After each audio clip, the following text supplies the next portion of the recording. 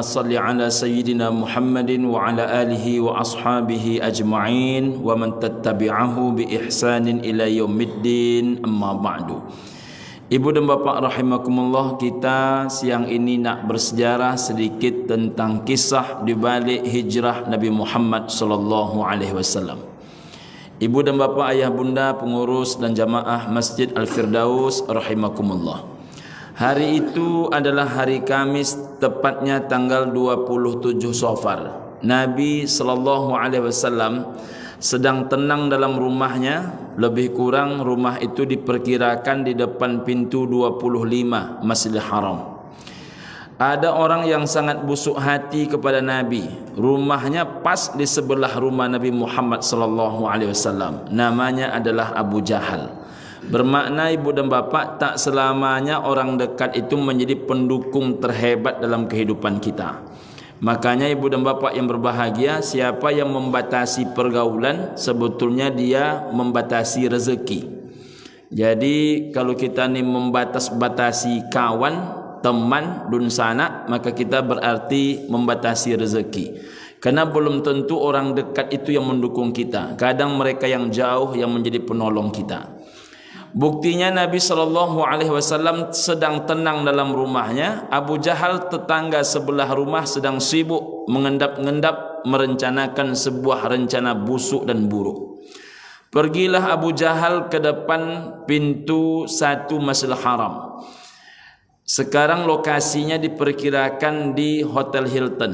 Di situ nama tempatnya adalah Darun Nadwah. Darun Nadwah itu tempat rapat orang-orang kafir Quraisy.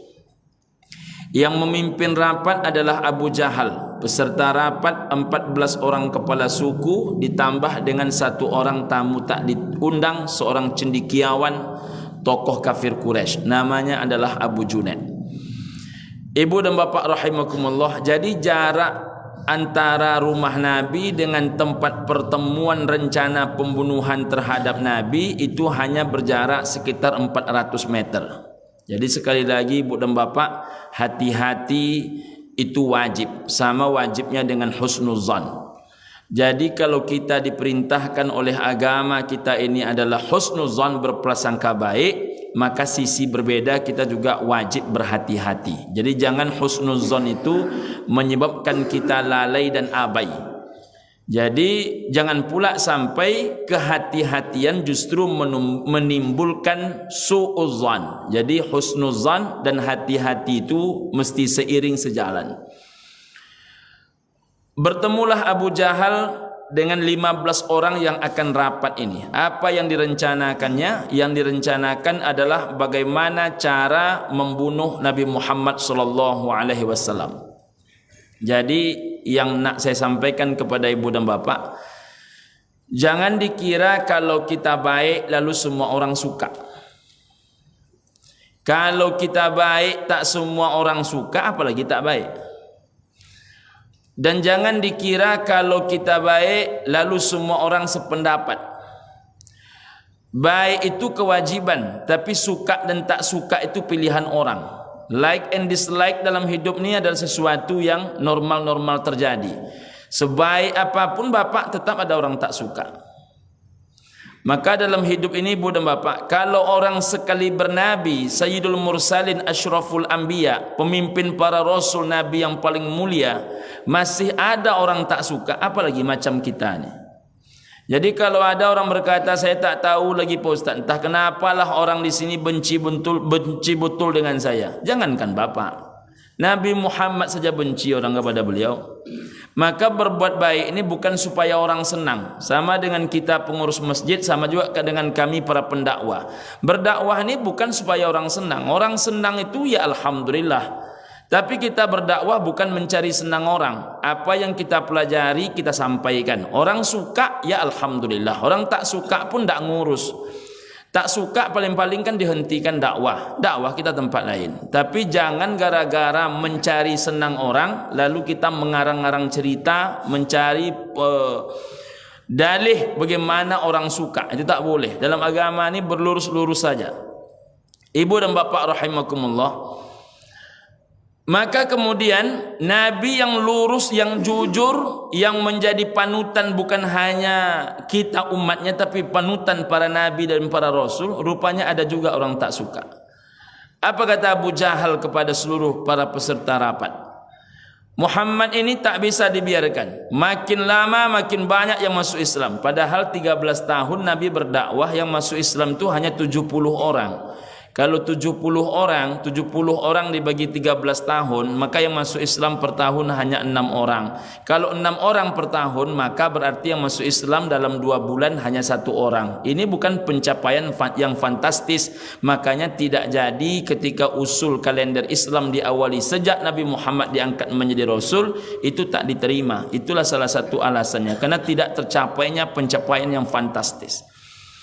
Tapi orang ragu. Kenapa demikian?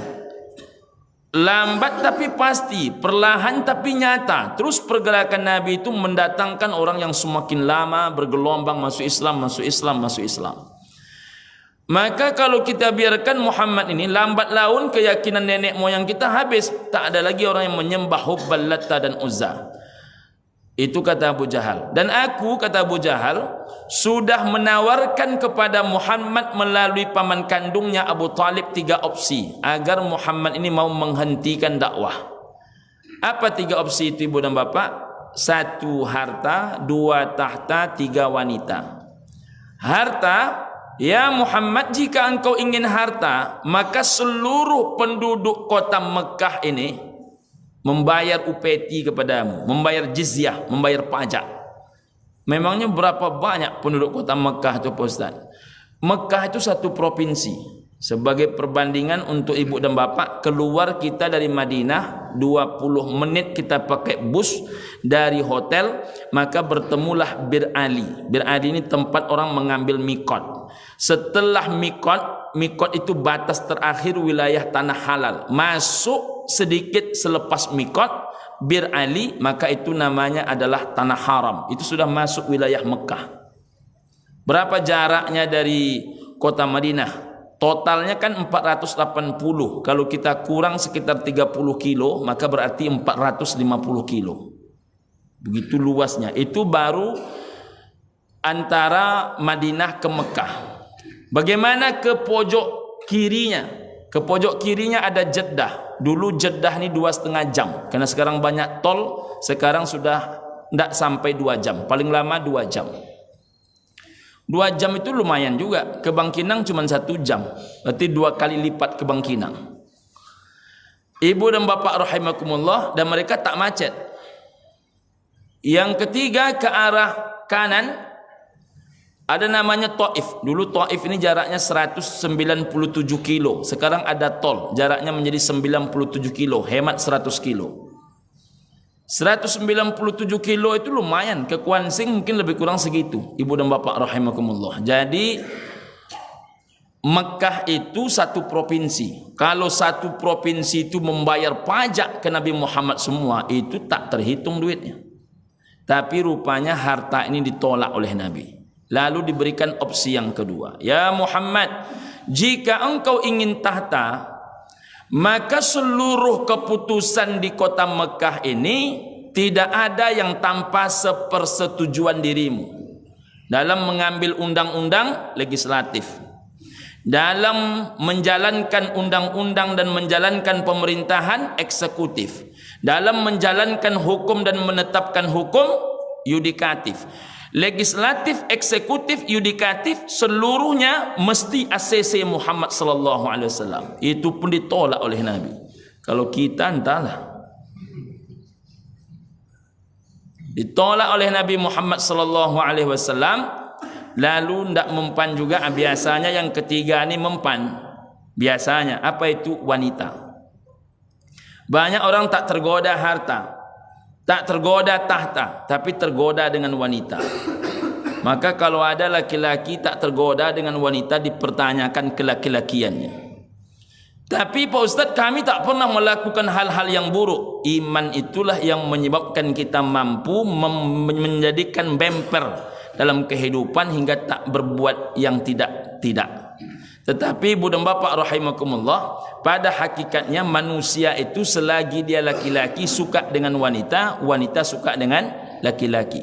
Apalagi kalau laki-laki itu berduit. Karena ujian terberat laki-laki banyak duit, ujian berat perempuan tak berduit. Jadi kalau bertemu perempuan tak berduit dengan laki-laki banyak duit, itu ujiannya semakin besar. Imanlah yang membuat kita mampu berjalan baik. Nah, sekarang diujikan ke Nabi Muhammad yang ketiga itu. Kalau engkau mau wanita ya Muhammad, tinggal engkau tunjuk namanya siapa, anak siapa, rumahnya di mana, dan engkau mau jumlahnya berapa. Kalau bapak-bapak lah agak-agak ditawarkan yang ketiga ini, macam mana nasibnya agak-agak. Nah, ini yang agak berat ini. Tinggal tunjuk nama siapa, anak siapa dia, rumahnya di mana, dan jumlahnya berapa. Ini paling berat ini. Berjalan di belakang perempuan saja tak boleh oleh Nabi. Pertanda Nabi tahu betul kelemahan kita laki-laki ini. Ini ditawarkan jumlahnya pun berapa. Apa kata Nabi? Terlalu kecil tu untuk Nabi. Kata Nabi, andaikan kalian letakkan pun matahari di tangan kananku. Matahari itu kan besarnya 1.200.000 lebih besar daripada bumi menurut ilmu pengetahuan. Lalu kalian letakkan pula bulan di tangan kiriku. Bukan main-main, matahari, bulan. Yang penting hentikan dakwah ini, hentikan syiar ini. Maka demi Allah, kata Nabi, aku takkan pernah menghentikannya. Macam itu Nabi berdakwah. Ini ditunjuk jadi pengurus masjid tak mau. Ditunjuk jadi ketua tak mau, jadi sekretaris masjid tak mau, jadi ketua sosial mengundurkan diri, jadi ketua majelis taklim mundur juga, jadi pemandi jenazah mundur juga. Macam mana nak menjadi umat Nabi Muhammad sallallahu alaihi wasallam? Jadi kerja dia cuma satu aja, mengkritik pengurus masjid. Kalau mengkritik tu apalah payah, nak bercuap-cuap ni apalah payah. Yang payah tu menjalankan yang awak cuapkan tu. Makanya ibu dan bapa, saya di mana-mana selalu sampaikan. Dakwah yang paling simple, rebutlah posisi ketua RT. Rebut posisi ketua RW, rebut posisi ketua pengurus masjid, rebut posisi segala hal-hal yang baik. Kenapa? Kalau kalian tak rebut itu, kalian hanya akan sebatas menjadi tukang cuap.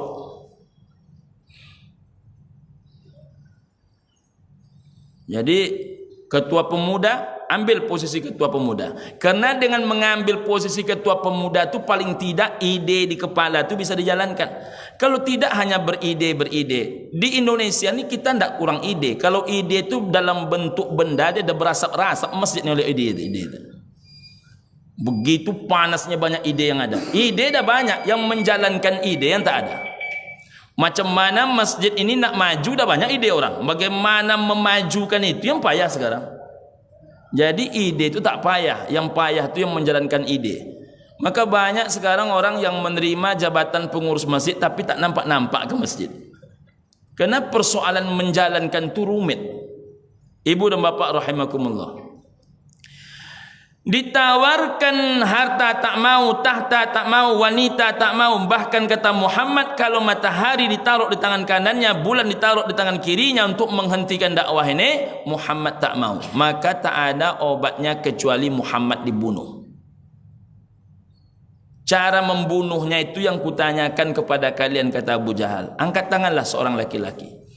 Bagaimana kalau Muhammad tidak usah dibunuh? Caranya usir saja Muhammad dari kota Mekah. Yang ngomong Abu Junaid, yang sebetulnya tak diundang. Kata Abu Junaid, engkau sudah perhitungkan baik-baik mengusir Muhammad.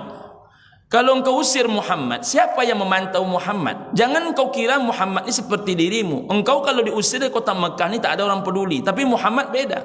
Muhammad kalau diusir dari kota Mekah, Muhammad itu ibarat gula. Di mana ada Muhammad, di mana ada gula, di situ ada semut. Di mana ada Muhammad, di situ ada pengikut. Kalau dia di luar, tak terpantau. Dibangunnya sebuah kekuatan, diserangnya kota Mekah, habis kita semua, kata Abu Junaid. Maka pendapat pertama ditolak. Cara yang kedua, kata Abu Aswad. Abu tu artinya bapak, Aswad tu artinya hitam. Abu Aswad Pak Hitam. Kata Abu Aswad, ibu dan bapak rahimakumullah, begini saja, tak usah Muhammad kita usir. Kita buat Muhammad macam seorang penyair. Dulu ada penyair. Penyair ni menyindir Hubbal Latta dan Uzza. berhala terbesar di kota Mekah. Kita masukkan Muhammad beramai-ramai ke dalam kerangkeng besi, kita taruh kerangkeng besi itu di samping Ka'bah hingga setiap orang yang berkeliling Ka'bah tampak oleh dia macam mana nasib Muhammad. Tak kita kasih makan, tak kita kasih minum, sampai Muhammad itu sakit, lumpuh, mati, berulat, tak kita pedulikan. Rupanya pendapat ini ditolak. Siapa yang menolak? Abu Junaid juga.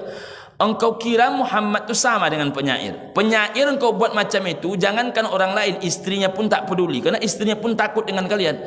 Tapi kalau Muhammad kalian buat macam itu, maka yang lumpuh itu tegak, yang sakit sehat, yang lemah tiba-tiba dia kuat untuk berperang menjaga marwah Nabi Muhammad lebih penting daripada kehormatan istri, kehormatan anak, kehormatan orang tua.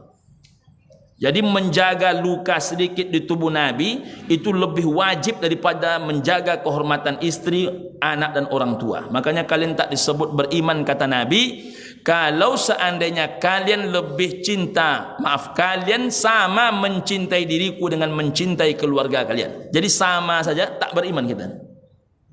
Apalagi berlebih. Jadi mencintai Nabi itu mesti berlebih daripada mencintai orang tua, mencintai istri, mencintai anak. Anak kita ni macam mana agak-agak? Ibu dan bapa rahimakumullah. Tak jadi. Yang ketiga, ini usulan Abu Jahal. Apa kata Abu Jahal? Begini saja. Kita masukkan seorang pendekar ke rumah Muhammad, ditusuknya Muhammad, maka besok paginya kita umumkan Muhammad telah mati, yang menusuk kita sembunyikan beramai-ramai, atau kita tunjuk salah satu kepala suku untuk menyimpan yang menusuk Muhammad ini. Habis perkara, tinggal kita berpesta pora. Rupanya pendapat Abu Jahal pimpinan sidang dibantah juga oleh Abu Junaid. Apa kata Abu Junaid? Engkau tahu siapa itu Muhammad? Muhammad itu anak Abdullah, orang yang namanya tak pernah cacat. Datuk kandungnya Abdul Muttalib, orang yang membesarkan dia panglima singa gurun pasir Abu Talib. Paman kandungnya pendekar hebat, namanya Hamzah bin Abdul Muttalib. Ada lagi paman kandungnya yang kaya, namanya adalah Abbas bin Abdul Muttalib. Ada saudara sepupu dia, sama besar dengan dia, sesatu rumah dibesarkan, Ali bin Abi Thalib dengan Ja'far bin Abi Thalib. Berani kalian menghadapi orang ni? Seorang diri Abu Thalib tu datang ke Ka'bah di depan Abu Jahal, Abu Lahab dan Abu lain tu, ibu dan bapa rahimakumullah. Apa kata dia? Siapa kalian yang nak dipisahkan kepala kalian daripada batang leher kalian ganggu anakku Muhammad? Tak satu pun yang berani. Apalagi kalau sudah bergabung di sama-sama. Jadi Abu Talib sendiri tak berani mereka menghadapi, apalagi ada Ali bin Abi Thalib, ada Ja'far bin Abi Thalib, ada Hamzah bin Abdul Muttalib.